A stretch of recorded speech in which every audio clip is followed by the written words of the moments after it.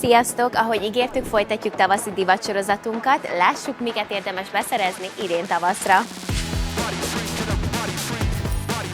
A Devergo pólók idén is a stílus és a kényelem tökéletes egyensúlyát hozzák. Letisztult fazonok, karakteres logók, könnyű, légies anyagok, pont amire a tavaszi napfényben szükséged van.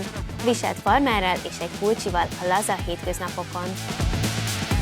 Egy klasszikus farmer és a letisztult felső kombinációja időtálló, mégis friss megjelenést ad. A rövidebb fazonú kabát és sportos cipő lazává és könnyen hordhatóvá teszi az összeállítást.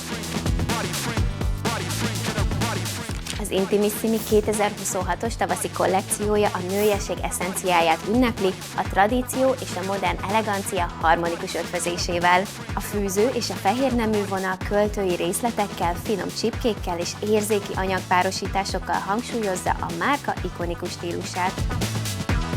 Ha elegáns és modern megjelenést keresel, akkor ez a szett a tökéletes választás. A kék zakó, a világos ing kifinomult összhatást kelt.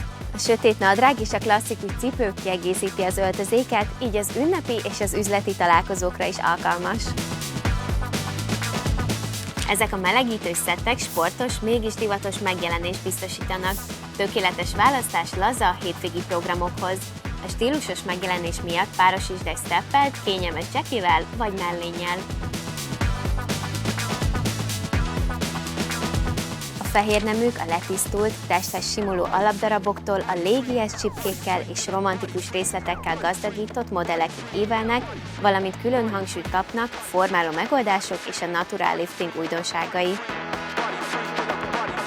2026 tavaszán a cipőtrendek letisztultságot, frissességet és finom stílus tudatosságot közvetítenek. A kényelmes sneakerek továbbra is hódítanak.